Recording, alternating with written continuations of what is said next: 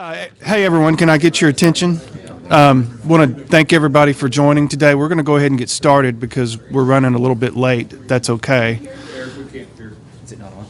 Yeah. How about now? I think we're just going to have to talk about it. Especially since this is a round table, so. Not technically. It's a workshop, so we should all just Square table. raise your Yeah, voice. no worries. So thank you all for coming. I'm going to introduce the panel. This is Rich Robinson. I'll let you introduce yourself. Yeah. You said you were going to Okay, introduce well, me. well, I did. Rich Robinson. Rich Robinson, I'm the Director of Legal Operations and Litigation Support at Toyota. My name is Alice Shakes. I'm a director of the research group. Eric Boyd, Director of Lit Support and Docketing in Lock Lord. Patrick Butts, Director of Legal Operations and Information Governance at Hilltop Securities here in Dallas. Aaron Bath, Head of Legal Operations for Balfour Beatty and Adjunct Professor of E-Discovery and Litigation Management at SMU. I'm not on the panel. So. But you look like you wanted to. The good news is we're all on the local ACEDS board. Yes, so that's that's kind of all right. what we're here for today. I'm on the local Houston board. Does that count? Now, Mark, you're on the panel. panel, everyone. So- I'm on the John is panel. on the. Mark, you're on the panel now. So we're all on the local ACEDS board, and we thought it'd be a good idea if we put together a series of workshop scenarios to kind of walk through our thought processes of how we would handle and have handled, because some of these come directly from how we've handled situations before in the past. So with that being said, I think we're going to move on to the next slide that just kind of walks you through. There's a total of 3 challenges, and instead of breaking up into smaller groups and working through these one-on-one, I think we've decided to just walk through all 3 together as one large group. That probably makes more sense, and I think we can, as a group, learn more from that. So the goal is to spend about 20 minutes on each, crafting a solution to be presented as we go along. So this is not a sales exercise, no matter how tempting the opportunity might be. This is about all of us just coming together with some ideas, okay? And I will add before we get into it, these are somewhat, not somewhat, but they are a little bit vague on details, and that's on purpose because we're here. Part of this is asking questions.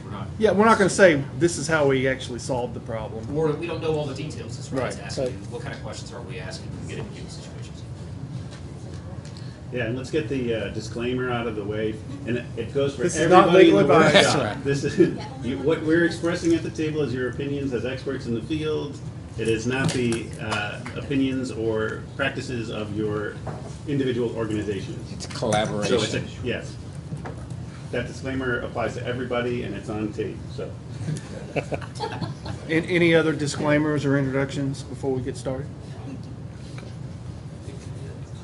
Okay, who wants to read challenge number 1? I nominate Aaron Bath. Yeah?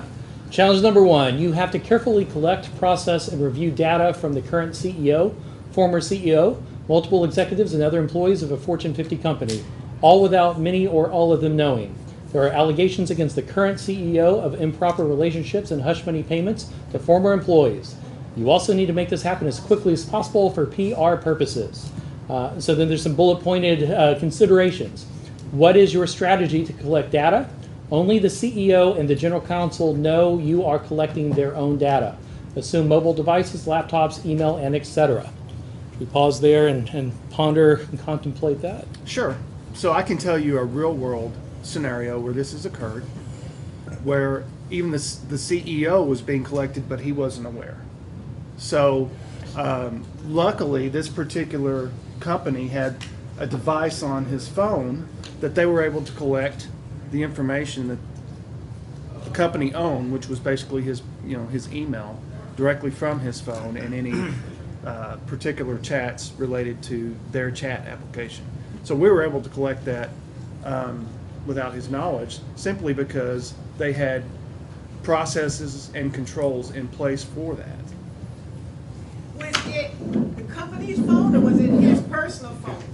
Does it matter? It's a bring your own device application so that you can install that app, and we have it at our firm. All of the email, the firm property on my particular phone is controlled by an app.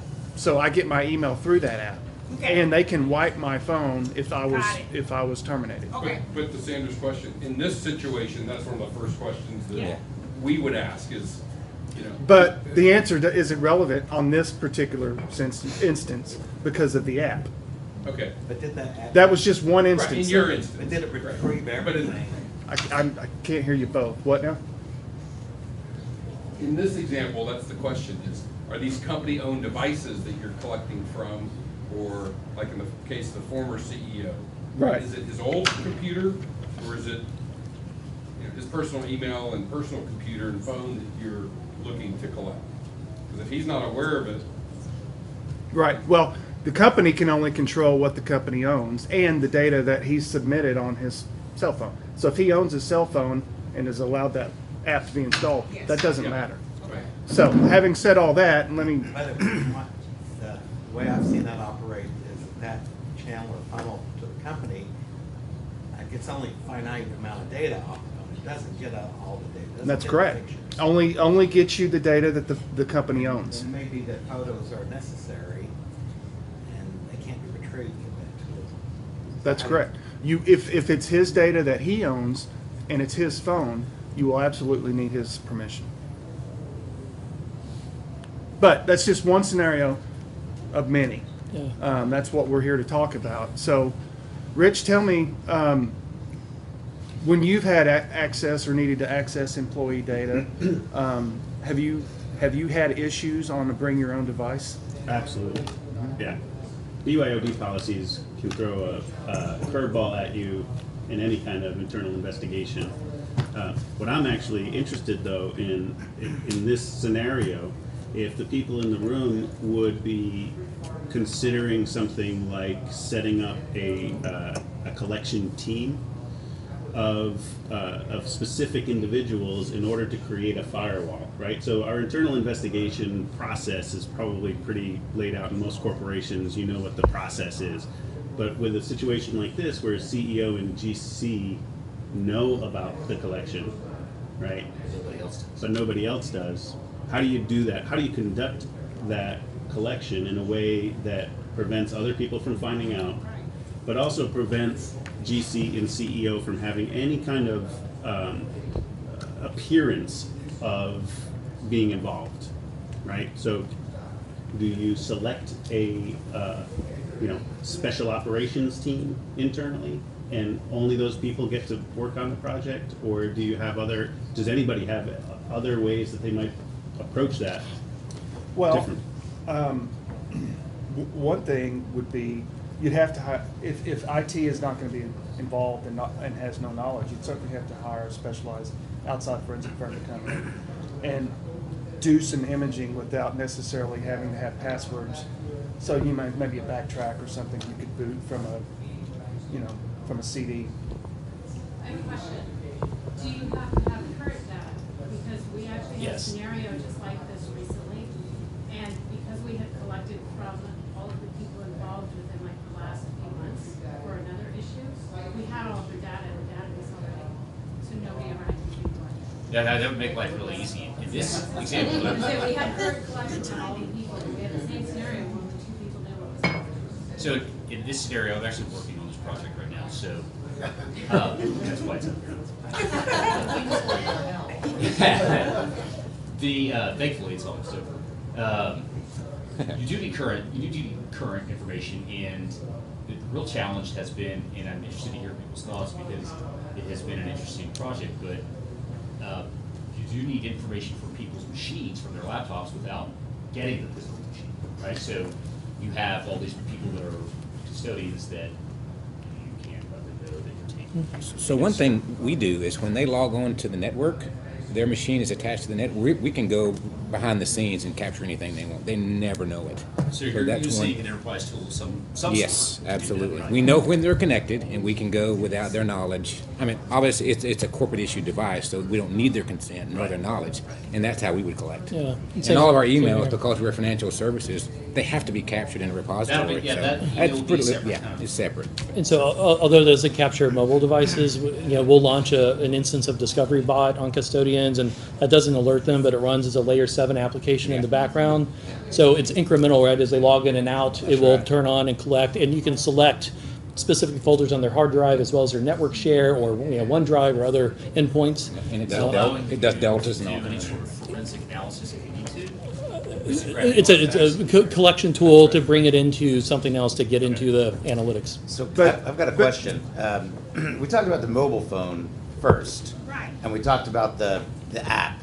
The reality is that if you're controlling the email and you only have access to the app, you don't even need the cell phone because it's already in the cloud via some other application. So if you can't get to the text messages or something else that's not already hosted in the cloud via the corporate databases or storage, why get the phone? Well, because whenever I downloaded this latest app, I had to consent to what they could access on my phone. So had we gone a little further and said, we're going to have access to these items, such as your text messages and some of the other things, they would have access to that. Right. So- But then you Are they would have made them buy you a phone because you would have said no. It depends, on what, if you're the CEO, I don't know. If you're just a low-level employee, no, you're not going to make them buy you a phone. You're just going to have to consent to that. Either they're allowed to do this or you're not going to use your phone at work. You're not going to use your phone for work. Right, okay, yeah. But going back to the original proposition here, everything we're talking about here would presuppose that other members of the organization would be involved, when this clearly is just the CEO and the GC. So, outside of any of these other tools, I'm assuming your only cause of action would be to go with an outside forensic firm that would, image their local machines. For the people that know, for the people who don't know, can you, I mean, that's a question, are you going to be able to? You can image a computer without. The way I've seen that happen, I mean, the way I've heard it has happened in the past, is IT for the department, one at a time, taps them on the shoulder, we're having a problem with your laptop, there's an update we need to get done. And they go image this, grab it. Switcheroo. Absolutely, that's happened.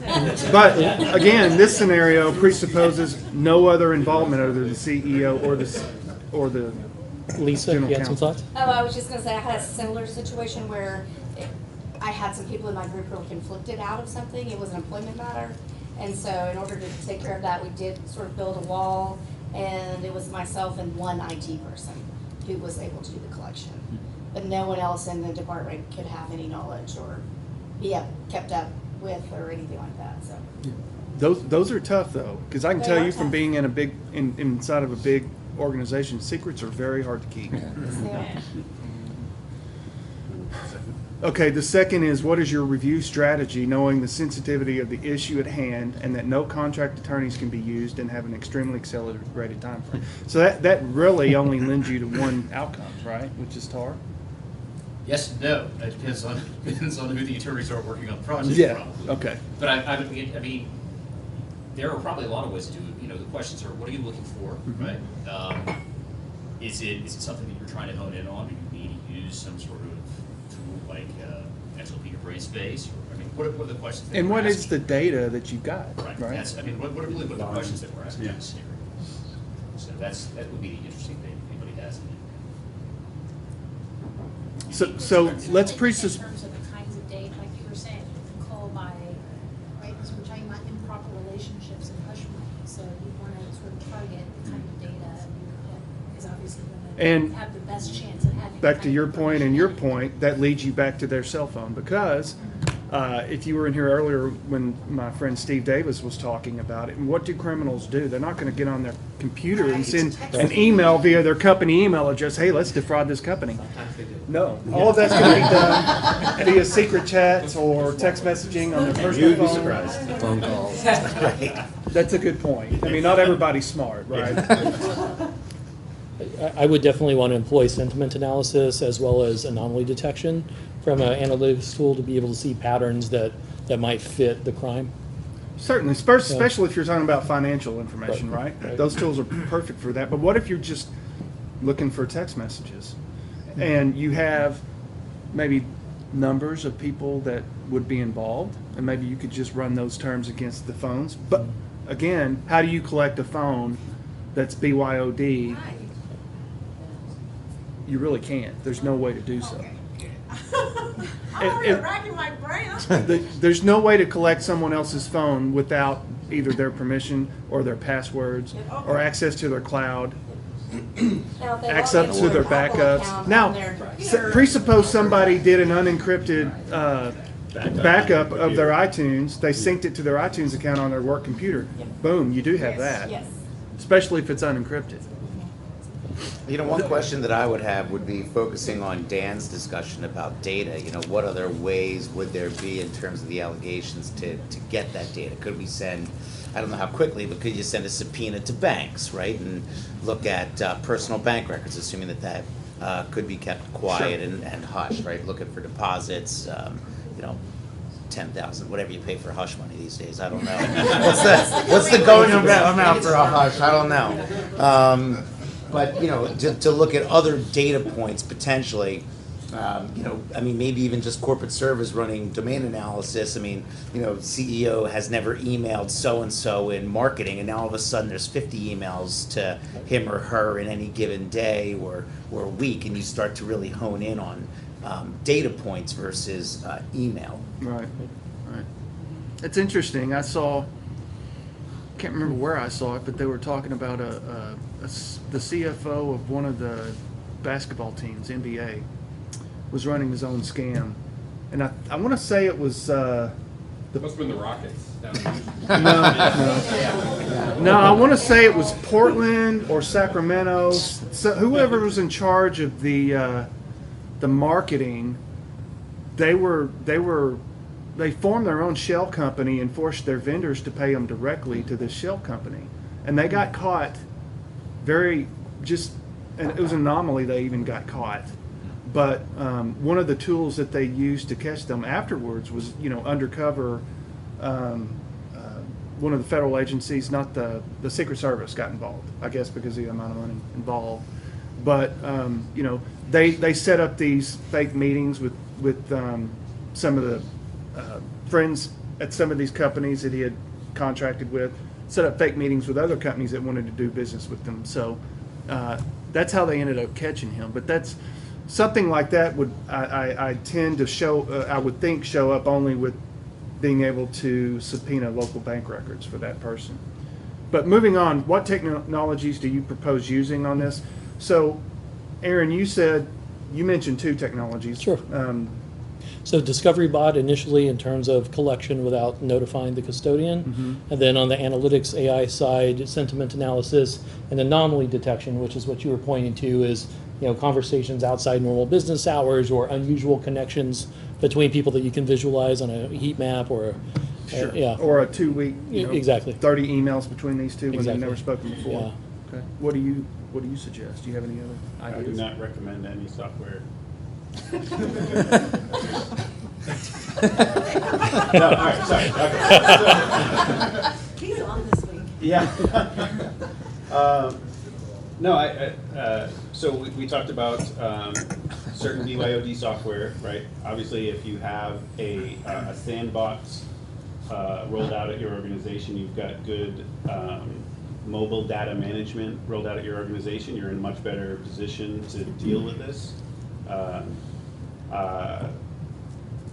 You know, there are, we talked about Discovery Bot, but also any kind of like Encase Enterprise or Nuix Enterprise solutions that have something installed on the laptop that allow you to know when something's online and you can go collect data from it. And then in terms of review, I definitely agree with sentiment analysis and anomaly detection as a way to zero in. Obviously, depending on the volume of data that you're collecting and the type of data, if it's communications related data, you're probably going to be looking at some TAR 2.0, 3.0 analysis as the fastest way to get to what's relevant, but anomaly analysis is probably better for what you're looking for specifically in this. I think too, depending on how much mobile data you're dealing with, because mobile Yeah. data Doesn't doesn't tend well to- present very well. I mean, I know people are trying to build that into review platforms, but it's Ricky here that I see log in. There are some tools on the marketplace that are really good at presenting mobile data and the different types of information you can get from mobile phones, like machine application, timeline analysis of text messages and things like that, depending on what you're looking for. So Well, this was your scenario, so. I'm just throwing out options. Are there any other questions or, Does anybody else have a technology that, That you without being a suggest? sales That pitch? you used in a situation like this. That- yeah, exactly. I'd love to hear it. Patrick has All right. Let's move on to the next? second. Challenge number 2. Patrick, do you mind reading that I one don't for mind us? at all. Defense counsel doesn't want to try to argue a TAR 2.0 review protocol with opposing counsel because they fear that the court is amenable to providing a portion of the non-responsive data to plaintiff's counsel. And you feel that is work product. So that's the scenario. And the first question is, can you utilize the efficiencies of TAR 2.0 without negotiating it with plaintiff's counsel? Yes. The answer is Question yes. 2 is The answer is yes, you can, but there are varying degrees of risk-taking attorneys, okay? So I've worked with some that would say, absolutely, we can do that without disclosing it. I've worked with others that said, there's no way in hell I'd do that without disclosing it. So that's step one, who are you working with, right? Right. Yeah, and we, this was part of our discussion in the ESI protocol panel. Martin would tell you that according to Sedona 6, you're able to do this. You as the defense counsel are the most able to determine what is relevant in your matter, and how you get there is your work product. So you don't have to disclose any of that. But again, yes, it's. Yeah. Do you know the court? Do you know opposing counsel? How sophisticated are they? How sophisticated are they? What do you need to negotiate ahead of time to avoid any kind of discovery on discovery? A lot of times, your first knowledge of that is when they ask you for a production and they say, just send me searchable PDFs. That answers your question immediately. You know how sophisticated they are. I will say, practicing before government regulators, SEC, FINRA, they do not want you to do that. They want it all. We have a case that's been going on for over 3 years, and we've done about a 3 terabyte production. And we said, look, we can give you what you really want, as opposed to 10 custodians for 10 times. We want it all. Now, I'm sure they put tar on it on their end, but they want it all. I'm curious to raise the question to the group, right? So we have a lot of people here with law firm experience. So do you think that the law firm has because this is something that involves time and risk, so is this something that they have a duty to discuss with their corporate client in terms of if they're going to pursue a TAR strategy or? Absolutely. Absolutely. That decision can't be made without client. I Exactly wouldn't right. think. Yeah, anytime time and risk is involved. Just by a show of hands from everybody in the room, if you were asked this question, can I use TAR 2.0 without negotiating it with opposing counsel in an ESI or a meet and confer or an ESI protocol, how many would say that absolutely you can, as the defense counsel, you can choose to do that without disclosing? I would say you can use it as long as you're not using it for cold documents. Well, that's, okay, so that's the second part of that question is, can you still utilize it and not put eyes on every document in the set, in the collected set, right? Can you choose a cutoff point for review without disclosing it to opposing counsel? Well, a lot depends on what type of case it is too. Yes. What's your duty of productions, how extensive it must be, varies from case to case.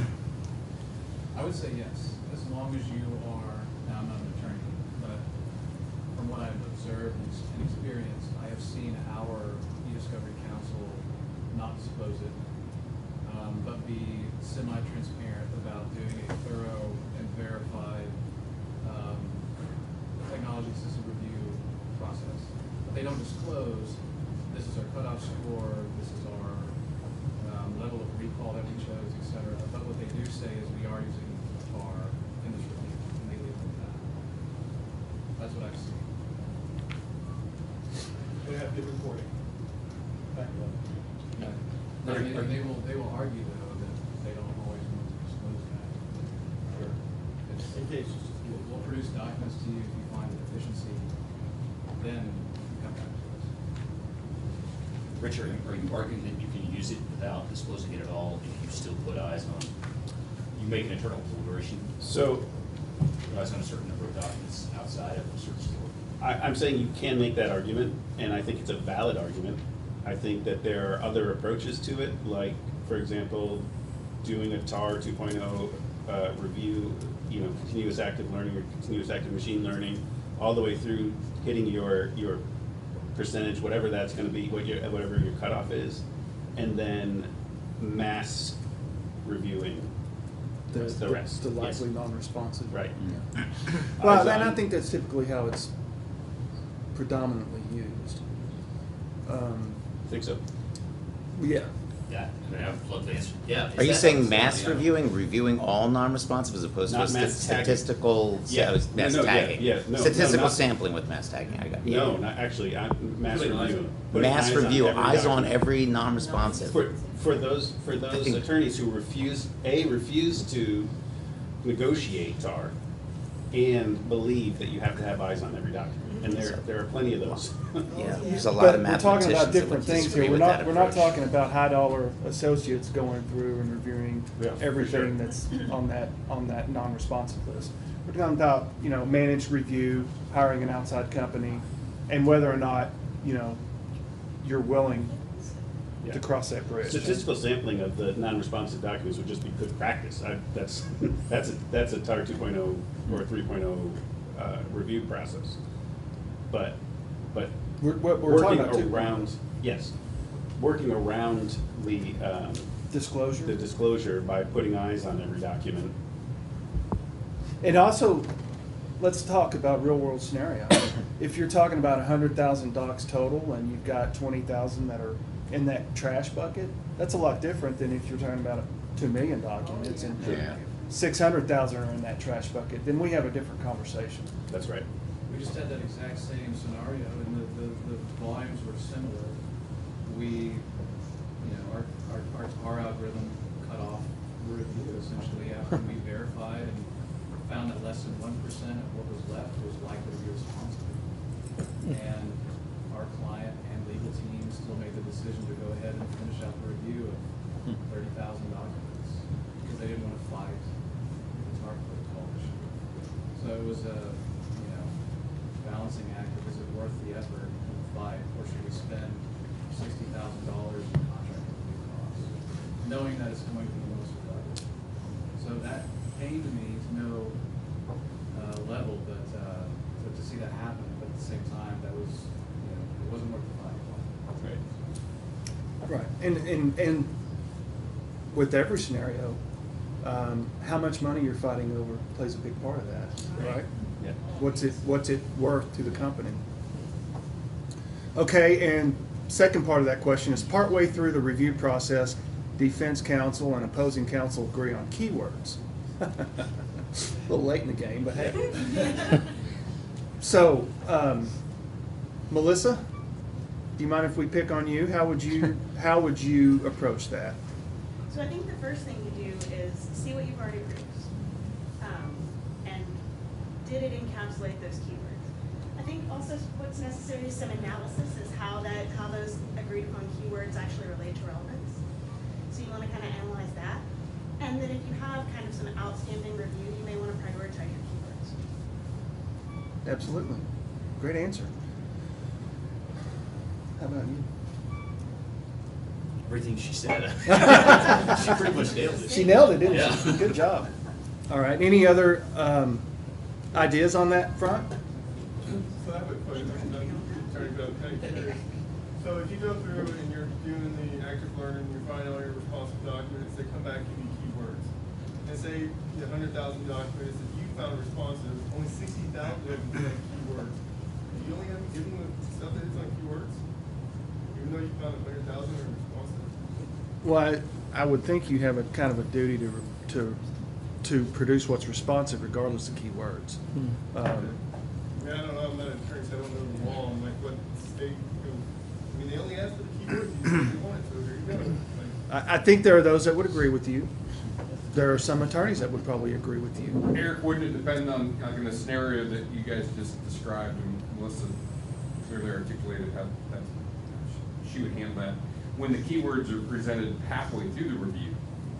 Because at that point, you already know there are some documents that may not hit the keywords. I think you do have an obligation to produce those. Yeah. But if the other side, if you agree with the other side, here are the keywords, then that becomes your subset or your corpus of documents that the production's gonna consist of. I think you're gonna, Unless, and I'd love to hear from the attorneys in the room, unless your legal team decides to apply some other keywords to find documents that they feel like may. well, there are often two sets of keywords, right?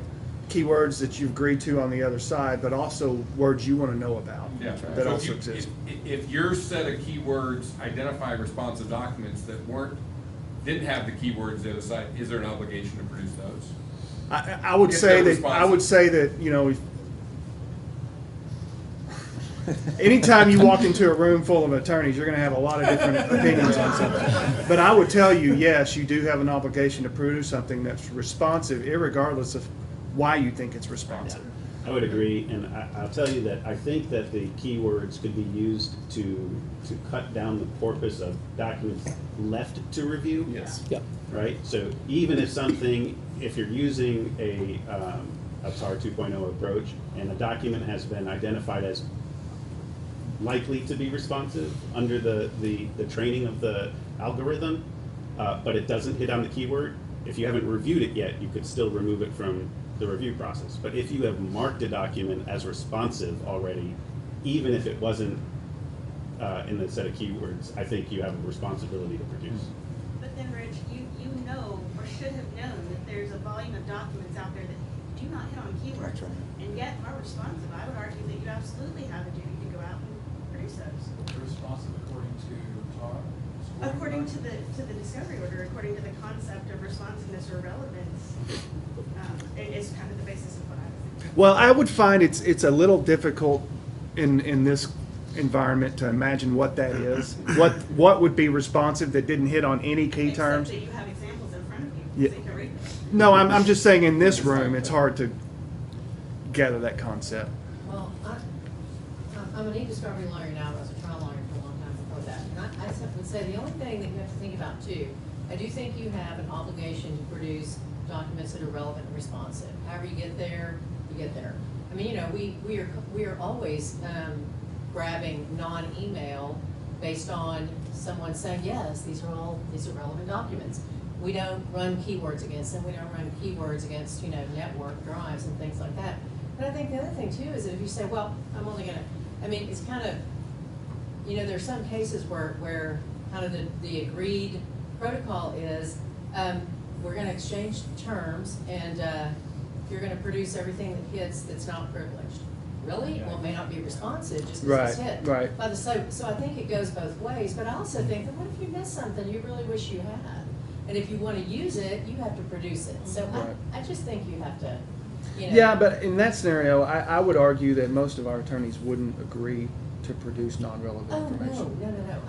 I don't think so either. What I'm saying is that if you, I agree that I think it would make sense to run those search terms against whatever you have left over and review those first. But I don't think I would ignore, I'd at least try to do some analysis of the rest of them. Because again, you may miss that document you really wish you had. And if you find it later and you haven't produced it, then you may be in trouble. And if your Like you attorney said, is what if you want to use something at trial that you didn't produce? And I've seen that, you know, people try to produce something on the eve of trial. If your partner is comfortable certifying that production without going after them, then on his head be it. All right, are we ready to move to our final scenario, or does anyone have any other things to add for this one? I would just add that sometimes the attorneys don't always know what those keywords really are. Like, they don't always. Very true. You know, sometimes it's really something else, but they think it's X, but it's really Y. And so. And typically, those terms are coming from either opposing counsel or their clients. Right. Yeah. They have no idea what's in there. I was going to say, when we read the problem initially, the second bullet point, you know, that was kind of couched as, a negative thing or horrible thing. Sometimes that's a function of, you know, just applying, you know, analytics to your data set, whether it be, you know, your own documents or opposing counsel, that can help inform getting better at searches on rolling productions and subsequent productions. So that can actually be a real benefit right, to kind of come up with keywords later on once you have the intelligence of the documents and informing you and your case points, right? So, Sure. yeah. Kevin? Yeah, what's tar?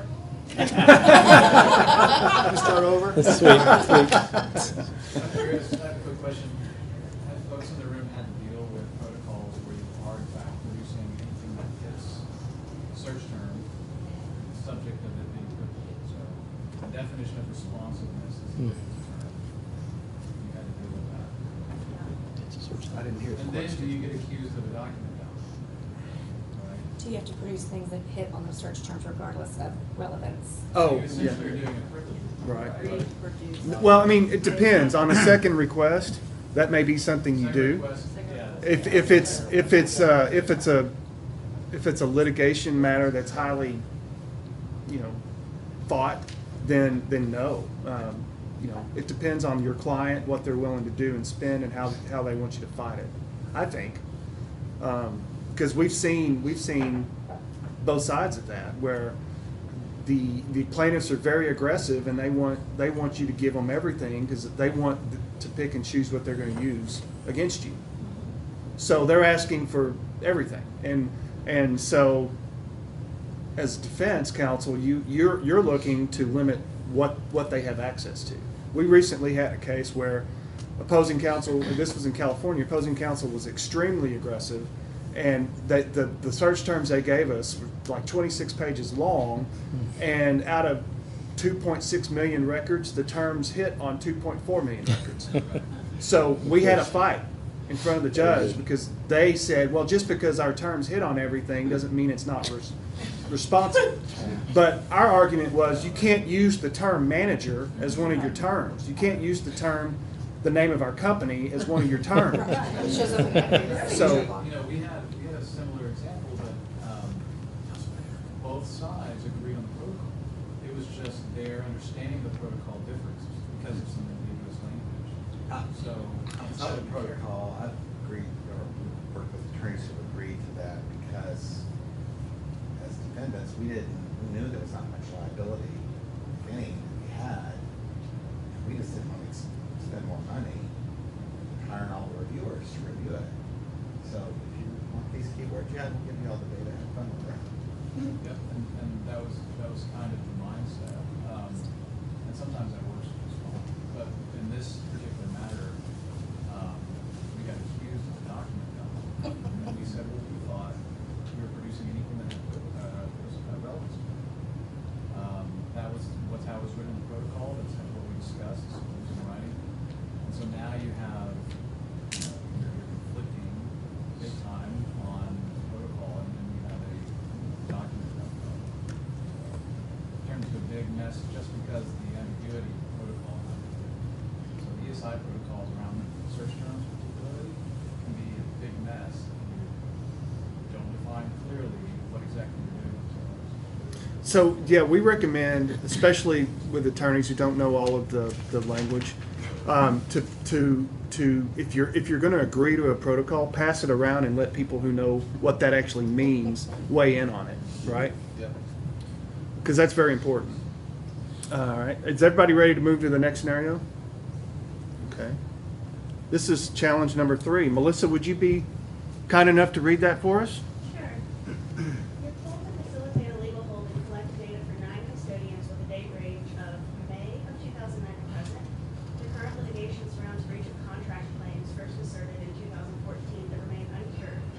With a formal lawsuit filed earlier this year, the underlying contract was executed in 2011 and was terminated for cause in 2015. What are some considerations to be thought through prior to issuing your legal hold? Lisa? I would say, were there negotiations prior to the actual execution, which would require you to go back to 2009? Because otherwise, why would you? If they only started negotiating in early 2011, I might go back to mid-2010, but I certainly wouldn't go back to 2009. Yeah, for sure, date range is a big key and what's relevant to the claims being asserted. So, yeah, and how do you find that out? What are some techniques you've used in terms of I used to do witness interview, like, Yep. you know, custodian interviews to find out what was going on, when, how, who was involved, that sort of thing. The only way I would think you'd have to go back to 2009 is if you find out that the underlying negotiations were going on in 2009, and that information is relevant. Right. Yeah, great point. Next bullet point, do you see any potential issues with the instructions given? Yes, right? It's voluminous. So right? Lisa pointed on it, date range is an issue, and she focused on the front end. What about the back end? To present. Well, I would like to weigh in a little bit. Sometimes we do have attorneys that go a little bit beyond on purpose. For sure. Because they don't necessarily know that what our client's telling us is actually true. Right. I know no one else has clients that lie to them, but and sometimes it's not even an inadvertent lie. It's they just misremember, Yeah. right? So it's important, even if you don't plan on going back that far for production, it may be important to the attorneys to go back a little bit before and see what's there. These days, I don't put date times on my holds. I just put them on the mailbox. And then we collect based on whatever's going on in the case at the time. So. This is a legal hold, not a production. Right, right. So, my experience when I've had to do this, you want to be over expensive on legal hold. You never know when in 2009 somebody initiated their first email to negotiate on something, but it took 8 months for a response. Yeah. There's nothing wrong with being over expensive on legal hold. Now, the problem does say legal hold and collect, right? So it's kind of encapsulating both. But yeah, to your point. But the collection Yeah. part, I agree with Lisa that you may want to narrow it down before we start talking. When you guys hear the instruction, give me everything to present, or collect or preserve everything to present, what does that bring to mind? What's likely to occur in very recent communications? 100%, right? And so think about downstream costs, right? What does that do to your document review? What does that do to the complexity of the review and the cost and the time associated with having to parse through a lot of discussions about the litigation itself in lieu of the claims that are needing to be What does present mean when you stop? right? Exactly. Is that rolling or a point in time? Rolling till the field. Right. Yeah. To Yeah. some extent, it also matters though I'm going to argue for present. Sure. It matters what the damage claim's based on. Sure. And in the scenario, it's not actually clear to actually indicate who breached the contract, and who is collecting what. So theoretically, this could have been anticipatory breach. We could be looking at That's a good point. a reason why someone went out and procured another vendor and what their actual damages are. So if those damages were ongoing because it was a long-term contract, then I think to present is incredibly relevant. Yeah, that's true. Well, and on top of that, I would say it's important to know what the archiving processes and the destruction processes are for the company. Yeah. The reason I say that's because we recently had one where a lawsuit was filed in 2020 alleging facts back in 2005. So we had to go back and collect all the way to 2005 period. And the only email that's still there from 2005 is email that was intentionally saved. Yeah. If you left it in your inbox, it is gone. And that just follows normal destruction policies. right. Or a better way to say that would be document retention policies. Yeah, good points. What, if anything, could you push back on with respect to these instructions that might be helpful downstream? Well, we talked about that, right? Talk to your custodians, talk to the players, figure out if there's damage models in play that will need to be kind of accounted for through the life cycle of litigation. Who knows what, when, was there pre-negotiation to the contract, for cause? Well, what was the cause, right? So it becomes then information building and archiving that and communication to your various teams to make a decision on how to proceed. And this question might be good for someone in-house like Rich. In general, what should your legal hold notice convey to the custodians? Well, I mean, in general, it should say. It does say in general. Don't modify Hold or it all. delete anything. So, and then honestly, it depends on, this is a breach of contract claim, so, it depends on who it's being sent to and whether or not you're doing preservation notices for non-custodial sources as well as custodians. But in general, it's instructing the custodian not to delete anything. Which is So as typical. ACEDS, we have to harp on, please confirm receipt and understanding. Right. And your willingness to comply. Yep. Ongoing. And yeah, I was going to ask Patrick to weigh in here because you're your compliance officer for your company, right? No, I'm definitely not compliant. No, just Just got a promotion. yeah. What I think it's pretty broad. Ours are pretty broad. I mean, we define records, we define documents, we define their obligation, and if depending on what the request is, we will drop in that language of specifically what is requested. And how long is your definition of documents? How many paragraphs? does 3 it go? lines. Is that 3 or all? 4 lines. Yeah. We try to go Yeah. All encompassing, all encompassing. I'll add to that. Any and 'cause- all, yeah. you know, words like that. electronic or paper. That's right. Yep. That's right. Yeah, keep in mind your audience too, right? When you're communicating to, corporate clients, these aren't lawyers, right? A lot of them aren't paralegals or legal professionals, right? So you want to use common language and not lawyer language because they need to be able to understand the instruction. So other than identifying what they need to do, you need to help give them instructions on how to do it, right? You also want to help by providing them locations they may not think about are buckets of data that they need to not destroy and have an ongoing preservation duty. So, bring to their attention where data exists, right? Thumb drives, cloud drives, all your different endpoints that you have within a company. Identify those, right? And give them instructions on what compliance looks like. What do you need them to do, right? Do they need to, do they label hard copy documents and give them to a person? Who is that person, right? So you want to be very, specific above and beyond just letting them know about a hold and what's going on. You need to tell them how to be able to comply in a plain English kind of way. So to that point, Aaron, I have a question. How many of you attach a questionnaire to your legal holds? Sometimes. That's what I was just gonna say, Yeah. was when I do my questionnaire, it's fairly specific about other locations other than what you might immediately think of, which is email. So that way, that does trigger that thought process of, Yeah. oh, well, I might have a thumb drive, or I might have a paper file, or. So word of caution, if you do that and you're in charge, you better read them. Because it's amazing what custodians will tell you Yes. in those and now you have an obligation Yeah. to go and harvest that. So be very careful. I will always do a survey with one question. That is, did you receive, understand, and will you comply with the instruction? So that's always a question I include. And then in certain use cases, I'll do a data map, right, or information dump.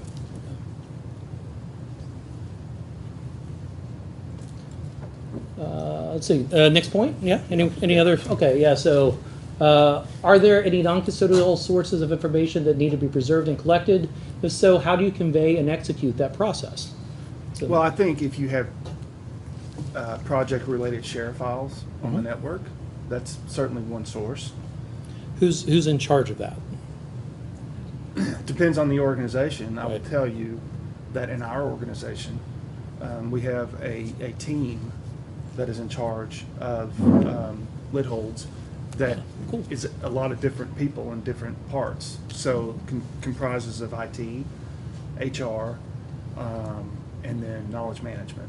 Yeah. So Like that. everybody has to kind of put their heads together and identify sources that need to be preserved. Yeah, and so we've got a couple of in-house folks here. I always like to think about the concept of assigning a stakeholder, Yeah. right, for a different department. So, if you need offsite records from Iron Mountain, and that's part of the thing, but who's your Iron Mountain person? Like, you need to have somebody that's kind of assigned as a stakeholder for offsite storage or finance or HR. And whether or not that person individually is a custodian, they need to be included in the notice as the stakeholder for that department and that process. Listen. Yeah, large corporation that I used to be with, we got someone from the litigation team to be assigned on the committee that oversaw all the applications. And then we had a log that we kept of all the applications that said whether they were on hold or what portion of that application data was on hold. And before any data was migrated from that tool or upgraded, there'd be meetings, and then we'd look at people would have to look at the notes to see before they touched that data if there was Cool. data in the tools. How is your DMS set up and in play to manage litigation hold? Because in my experience, the DMS would overwrite documents as the person walks in, and why did this before? So they take it, create a new one, and it gets overwritten. And you want that to stop, if this document is now potentially on hold. So, you know, is your DMS set up, or can you make it happen so that doesn't work that way? In my opinion, this scenario Good really question. highlights the need for an IG program, information governance Sure. program all across this. This is where it's vital. Starting way left on the EDRM model, you know where it is, and you need to produce it. So, Yeah. only what you have are required to do. Patrick, Yes. would you recommend kind of an informal interview with specific custodians and their IT departments? Absolutely. That's how you find out about Yeah. thumb drives and hidden CDs. Yeah, we always copy our IT people, our CISO, all of those on our legal holds, just so they're aware, and so they can start kind of noodling their mind in case we come and interview them. Where does this reside? How do you do this, Alice? I think it's recommended that you use the same, very similar set of interview questions for all your custodians in all your cases.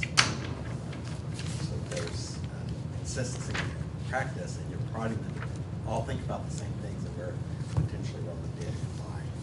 Yeah, and I think that depends, because from my experience, I have different types of custodians that I need different things from. Some of them are custodians of data that I need to make sure is preserved. I need to find out where it is. Others really are just keys to get additional information to help me parse out who the key players are. And so that's where, like, I like to have kind of a hybrid approach in terms of your questionnaire, who you do, an automated system-generated questionnaire versus picking up a phone, walking into an office and have those conversations. People tend to be a little bit less nervous, not getting an email from a legal team, having somebody sit down and talk to them and have a conversation. So it's the need kind of dictates how the conversation goes sometimes.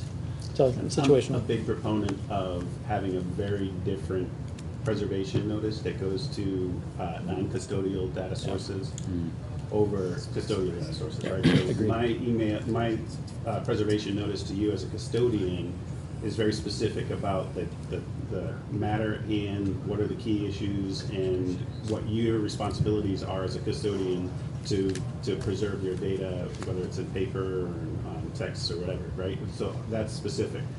For the non-custodial sources, let's say I've got application XYZ that contains all the financial information for the sale of my widgets, and I need to go collect that data. Well, I don't want to send a custodial preservation notice to the person who owns that system. I want to send a very specific data source custodial or data source preservation notice, and I would prefer to have two contacts, one a business contact and one an IT contact for each data source, so that both sides know, hey, if there's an automatic purge in place on this system, you have to suspend it. And whatever. Right, because in those instances, it's not the person that's on hold. It's not the person on hold. I don't want IT holding their email. I don't care about their email because that's not what's at play here. I'm concerned about the data in the system that they own. And you could argue the same with HR, right? I've gone back and forth with people, well, these specific people who own the ability to get the data out of the database should be on hold. And it's like, well, but maybe they shouldn't, because I don't want their email, I don't want their documents. I only want the data that they can get me from the database. So similar, yeah. So I hate to cut everybody off, but we're out of time, and I want to make sure we have the opportunity to talk about ACEDS for a few minutes, okay? Cool. So with us today is our local president, chapter president, Get it. who's going to stand up and talk a little bit about it. But I will tell you, based upon the history in this market, which I've been in for 20 years, is ACEDS has become one of the most attended, regularly, very well attended meetings that we've had in the last, 10 years. Our last few, close to 100 people attended the last few meetings. So I encourage you, if you don't know what ACEDS is, it's the Association of Certified E-Discovery Specialists. And we're seeing more and more lawyers join, more and more IT personnel, but it's really specifically for the litigation support sweet spot. So having said that, let me introduce you to Alex, our current president. Yeah. Yes. Nicely done. Nicely done. So how many people here have been to an ACEDS Dallas meeting before? A good number of folks.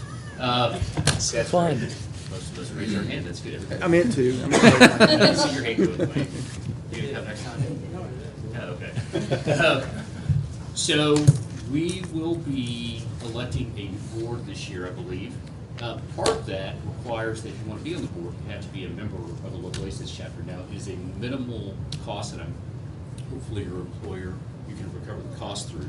I think it's $100 maybe. Something like that. I don't have it offhand, but one of the things we're going to do is follow up with everybody who attended today through email, some general information about ACEDS, how to either join, get certified if you want to get certified, when our next meetings are going to come up. But I would encourage everyone to become a member of the local chapter, because if you do want to put your name in the hat for becoming a board member, you do have to be a member of the local chapter. And as Eric was saying, our attendance has only gone up since we started 12 months ago, which has been great. And Exponentially. I think we started about 20, then we went to 50, then we went to 100. So- Next slide. Oh, sorry. Do it. There it is. There it is. So the more the merrier, because as we've grown, the topics get better, the attendance gets better, Yep. the diversity of views gets better. So it's an educational platform, and it's less of a networking and more of an educational platform, and so the more the merrier. Can I throw something out there as a board member Yes, in please do. Houston? And that is that I'm a board member. Houston chapter is really trying to get going again. So if you're in Houston, I encourage you to look it up. But one thing is that I'm also a service provider, and I'm not selling. Because there's lots of service providers that sponsor ACEDS, and as part of their sponsorship packages, they get scholarships to hand out to clients and friends in the community. And I can tell you that I didn't know about it, and I think we have, 3 or 4 sponsorships left that we can give out through March, and then next year we'll have more sponsorships. And they're basically, or not sponsorships, scholarships. And basically a way for people that can't get budget approval because they either have to pay for it themselves or their companies won't approve it, whether it's to take the ACEDS exam or be a local member, that anyone who's an ACEDS sponsor should be able to hand out if you've got a close relationship with them where you beg or plead or some other thing. So I just want to say that it doesn't have to be a financial burden on everyone. And I know that Mike is doing a lot nationally to try to expand the scholarship program as well. So I think we want to encourage membership And across the board. doesn't cost anything to attend an ACEDS meeting. Right, but to be a member or to Be a actually member, get yeah, certified, just wanna throw that. right. So, yeah. That's great. Yeah, so the certifications Yeah, are about attendance what- in the meetings is Yeah. free. Please Like- come. Yeah. So we'll follow up with schedule as we get our yearly schedule rounded out, and information about joining, and, we'd love to see you be part of it. Thank you, everyone. Yay. Thank you. So fun.